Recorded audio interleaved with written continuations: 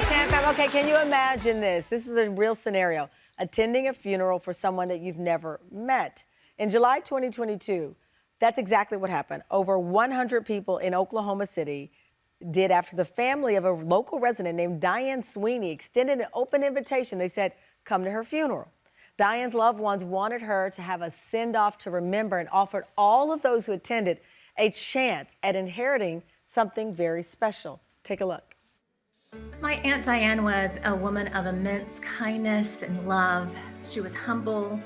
She was not materialistic whatsoever. She would often be approached on the street by people asking if she was a nun, just given her appearance and love and generosity that she showed.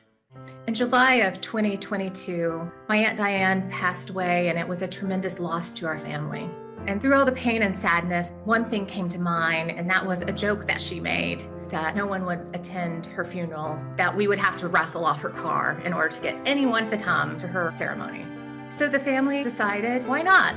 Let's fulfill her wish. To our surprise, hundreds of people showed up, strangers that we didn't know. We raffled off the car, and the winner was a very special person. And I'm sure that this is what Diane would have wanted.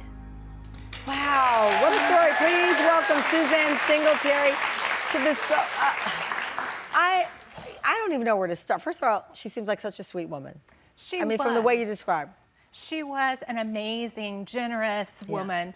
Gift-giving was her language. And so to see this fulfilled in this way, amazing. She would joke about raffling off her car at her funeral? Yes, it was actually a joke that I heard several times, and I thought she had only told me, but she had actually told a lot of people this joke.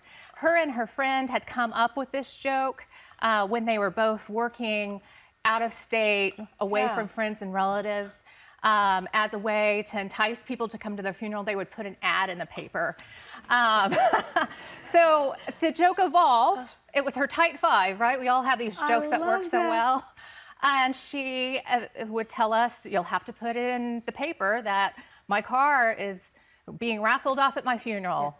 Yeah. And you did that? Yes. And 100 people, over 100 people showed up. Yes. I know that you said that it felt like you called it a magical celebration of life. Because, this is a tough show to do because I told my team when we were writing the script, I said, listen, these are very different things, but at the end of the day, someone lost someone they loved, right? And that's a struggle because it is, look at her. She's got her picture there and she's got a raffle on top of the car. It's hard not to smile, but I know that this was someone you love. Yes, and I think that was the most surprising thing is, we were so overwhelmed with our grief and the million different decisions that come with, planning a funeral, that we just wanted to find some way to honor her memory and her spirit, and seeing this through, it's just the best legacy that she could leave. I love that. So, as I said, strangers showed up, but people also wrote condolences. Somebody wrote, I live in Georgia, did not know Diane, but she sounds like a wonderful human being. Someone else wrote, I didn't know your sweet loved one, but I think it's wonderful that her wishes are being carried out by the family. You got attention. So now, fast forward, last September, it was time to finally do the raffle for Diane's car. Diane must have been watching closely. Because when I learned about the winner, I was like, this is a perfect person.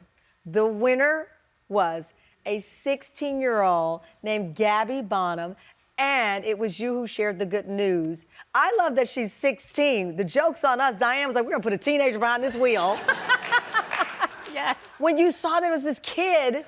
Yes, it was astounding, especially someone who was from the rural part of Oklahoma where Diane grew up. She was always every young person's biggest supporter. And then to see this go to a young person, which a car can be such a game changer for a teen. It can be. Well, guess what? Who's here? She drove in. Gabbie, come on over here. Hi, cutie. How are you? You're so beautiful. Oh, have a seat. You live about 45 minutes from where the funeral was? Yes, I do. So you came in. You saw the ad? Yes, I saw it on a news article, and we drove 45 from El Reno, Oklahoma. To get in the raffle. Yes. Again, I gotta tell you, Diane has a heck of a sense of humor from heaven because you're 16. Talk about a gift from heaven and God. So when they call your name out, what'd you think? I when got you a phone learned. call. Yeah. And I was in shock. I was very surprised by it. It was unpredictable and unexpected. Please tell me you named the car Diane. Yes. Because, you know, people always name cars. I don't even remember. I had a name for my first car because it kept stopping all the time, and it probably wasn't a name I could say. But, I mean, when you're driving this car knowing that this really sweet woman, her last wish was just to give it away, what does that tell you about life? It's a very selfless thing, Yeah. and it was also comedic. I mean, it was funny just to make people smile, so. Do you have a license at 16?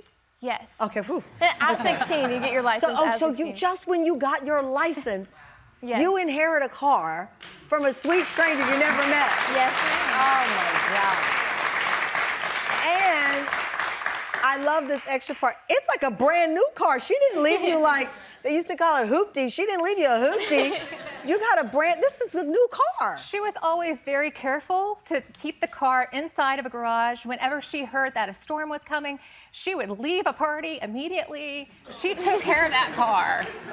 So you got a beautifully well-kept car. What do? You driving? How old are you now? I'm 17 You now. turned 17 now, so Yes. you're 1 year older. How many more miles did you put on the car? I'm not sure the exact amount, but it's been quite a bit. You put it on the road. Suzanne, Gabbie, thank you so much.